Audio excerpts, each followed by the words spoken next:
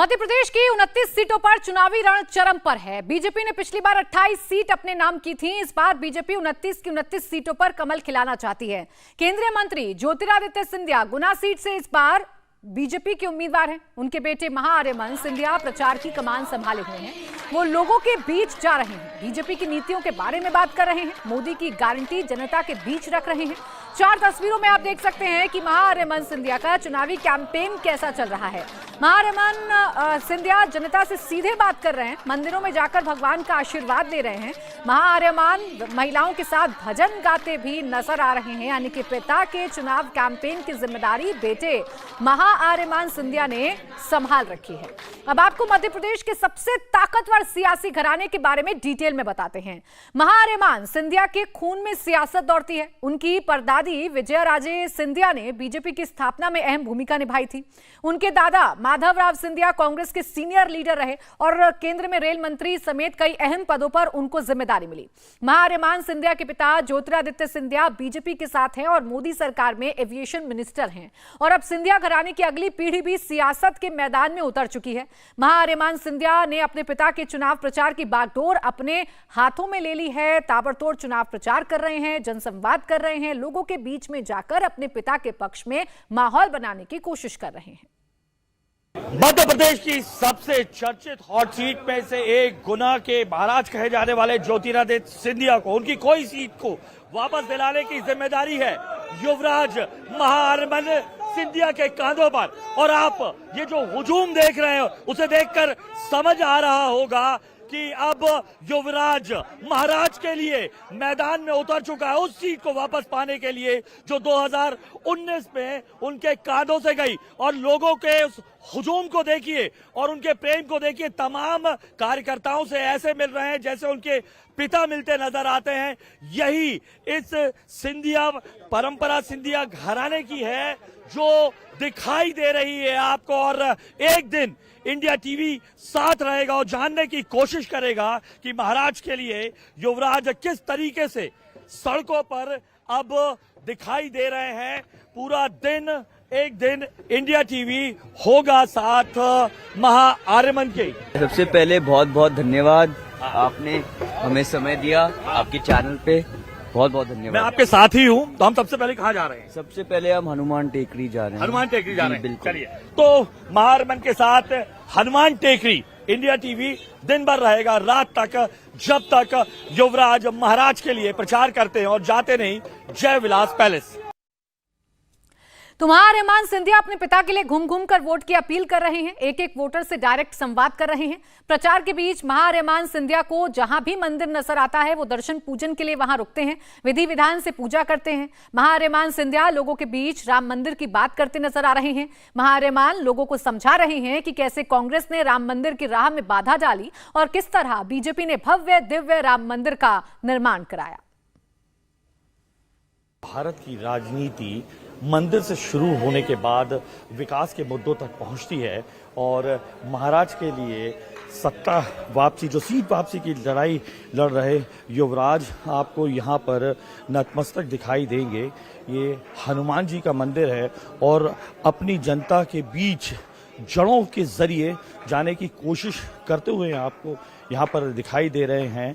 महाराज की इस लड़ाई में उस छीने गए गढ़ को वापस लाने की कोशिश में युवराज जुटे हुए हैं और तमाम समर्थक जो हैं इस वक्त उनके सामने दिखाई दे रहे हैं और पारंपरिक जो पूजन होता है वो आपको करते हुए यहाँ पर महाआर्यमन दिखाई दे रहे हैं। हनुमान जी की पूजा करने के बाद मिशन वापस से शुरू होगा गुना की उस लोकसभा सीट को वापस लाने का, जो 2019 में उन्हीं के एक शिष्य के जरिए उनके हाथों से चली गई थी। अब पूरा दारोमदार महाराज कहे जाने वाले ज्योतिरादित्य सिंधिया के अलावा युवराज के कांधों पर भी है और एक तरीके से कहा जाए तो पूरा इलेक्शन उन्होंने अपने कांधों पर लिया है। लंबी यात्राएं कर रहे हैं, आज भी अपनी इस यात्रा के जरिए वो लोगों से जुड़ेंगे भी और हम पूरा दिन जानने की कोशिश करेंगे कि किस तरीके से महाराज के लिए एक युवराज अब सड़कों पर है। महाआर्यमन जी, विदेश में आप पढ़े हैं, येल यूनिवर्सिटी में आपने पूरा अध्ययन किया है, लेकिन आपने पूरे अभियान की शुरुआत मंदिर से की है। ये आस्था है या चुनाव के वक्त जो युवराज कहे जाते हैं महारमन निकले, ये श्रद्धा है, क्या है? ऐसे कुछ नहीं है।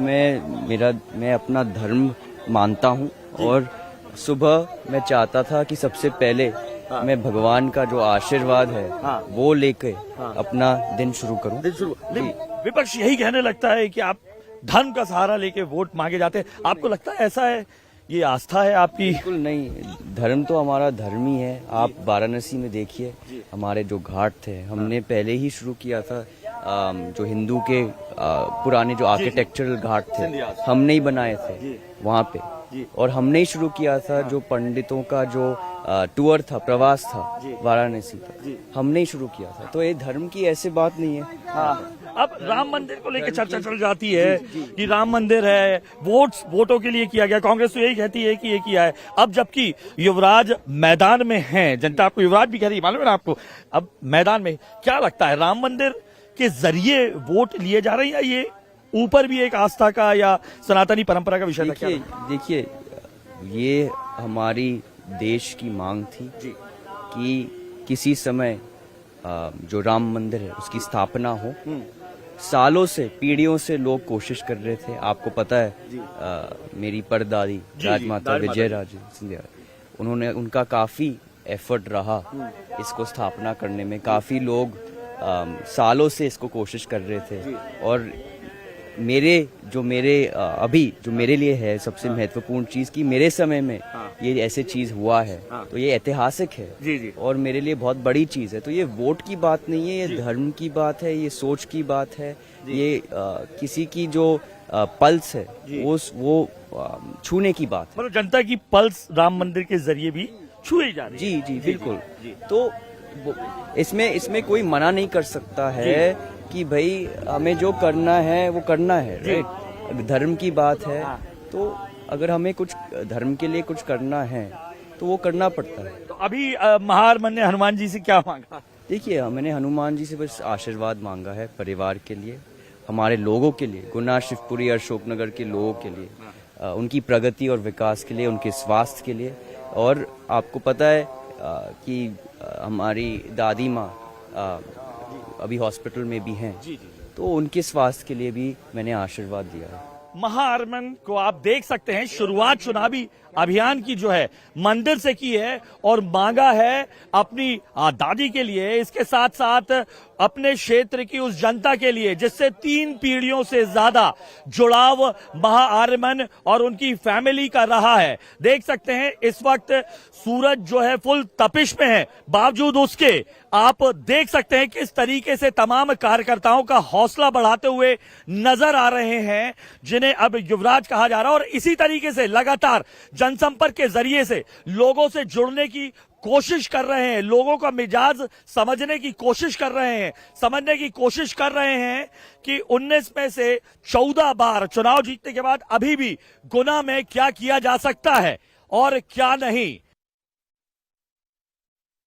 पिता की चुनाव की कमान बेटे ने संभाल ली है। महाआर्यमान सिंधिया इस वक्त आपको मैदान में उतरते हुए नजर आ रहे हैं। अपने चुनाव प्रचार की शुरुआत मंदिर में जाकर मत्था टेककर पूजा अर्चना के साथ कर रहे हैं, जनसंवाद कर रहे हैं, यानी कि लोगों से बातचीत कर रहे हैं, नब्ज टटोलने की कोशिश कर रहे हैं। और जो मुद्दे पिता उठाते हैं उन्हीं मुद्दों को आगे बढ़ाते हुए महाआर्यमान फिलहाल नजर आ रहे हैं। वो राम मंदिर की बात भी खुलकर कर रहे हैं, धर्म पर भी खुलकर बात कर रहे हैं और विपक्ष के सवालों का क्या जवाब देना है ये भी महाआर्यमान सिंधिया बखूबी जानते हैं और ये बताते हुए भी नजर आ रहे हैं। यानी कि एक तरफ सरकार की नीतियों, अपने पिता की खूबियों, अपने पिता के द्वारा कराए गए कामों को जनता के बीच में महाआर्यमान सिंधिया लेकर जा रहे हैं, तो दूसरी तरफ महाआर्यमान सिंधिया कांग्रेस के चेहरे से भी नकाब हटाने की कोशिश कर रहे हैं। यानी कि कांग्रेस पर भी करारा हमला महाआर्यमान सिंधिया की तरफ से बोला जा रहा है। आपको जानकारी दे दें, इस बार ज्योतिरादित्य सिंधिया को गुना से चुनावी मैदान में उतारा गया है। हालांकि 2019 का चुनाव जरूर हारे थे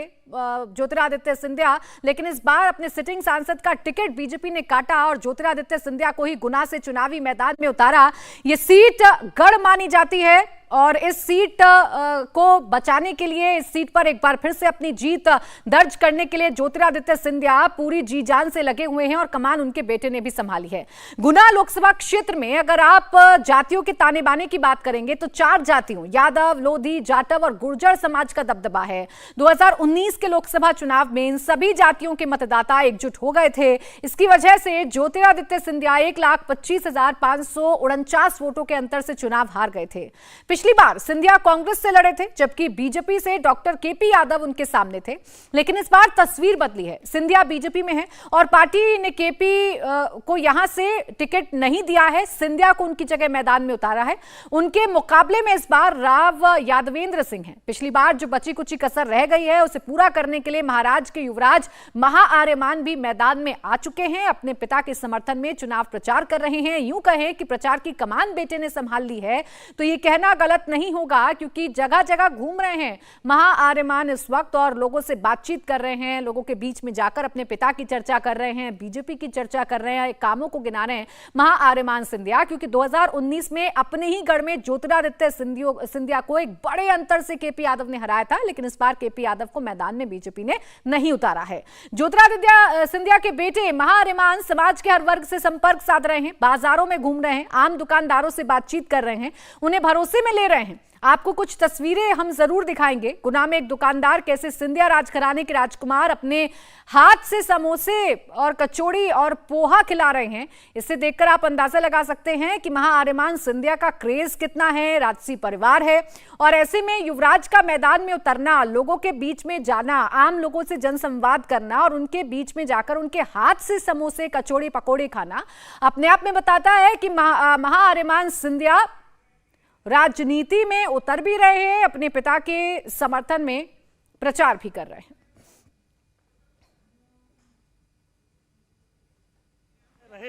महाआर्यमान जी, और ये वो स्ट्रीट फूड है ये, जिससे आम जनता जो आगे आम जनता जो सुबह से शाम तक आती है, कुछ फर्क लग रहा है? ये अपनी जड़ों से इसके माध्यम से जुड़ रहे हैं। वही तो फर्क है। जब आप जड़ों पे जाते हैं और खाना खाते हैं, इसका जो स्वाद है वो बिल्कुल अलग ही होता है। प्रेम मिल रहा है आपको? आपको नहीं लगता है दुकानदार बाहर आ रहे हैं, ये प्रेम कैसा महसूस हो रहा है आपको इस प्रेम को देखकर?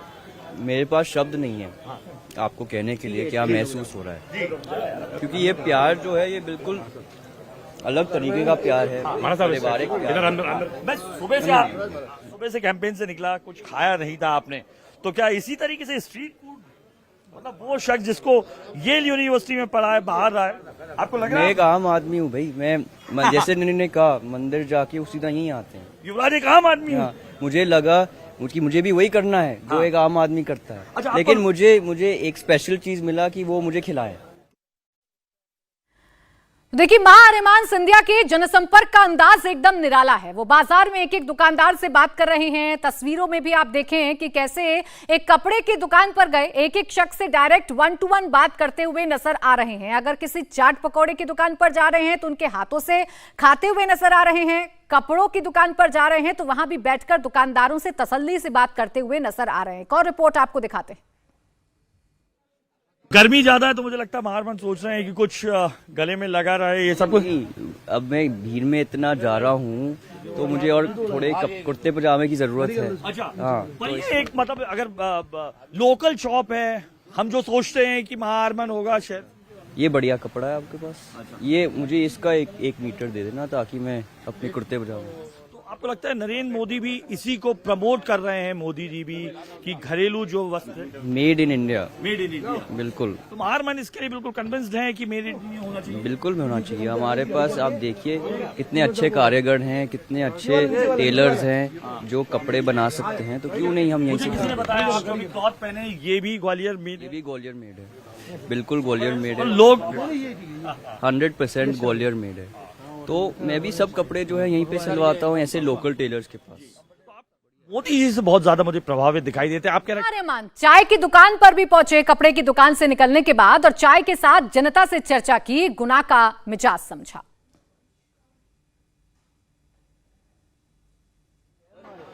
तो महाआर्यमान जी बंद करो उसको। टेम्परेचर 40 से ऊपर है, मुझे तो आप नॉर्मल टेम्परेचर 40 से ऊपर मुझे नॉर्मल दिखाई दे रहा है। नॉर्मल ही है, हाँ? हमारे लिए नॉर्मल है। अच्छा, आपको मालूम है इसी चाय को लेकर, चाय वाले को लेकर बहुत कमेंट्स हुए हैं, मालूम है ना? पता है मुझे। कैसा कैसा लगा? मुझे तो गर्व की बात है भाई। हाँ। गर्व की बात है कि हमारे देश में एक ऐसा इंसान है जो चाय बनाता था हाँ। और फिर इतना ऊपर चला गया है कि अब प्रधानमंत्री हैं। हाँ, ये है प्रजातंत्र। यही प्रजातंत्र है। बिल्कुल। आपके जो अभी इस वक्त मुख्यमंत्री हैं डॉक्टर मोहन यादव जी, मिल मजदूर के परिवार से आते रहे, उनके परिवार ने भी मंगोड़ियां बनाई हैं, रेस्टोरेंट चलाकर उन्होंने कमाया।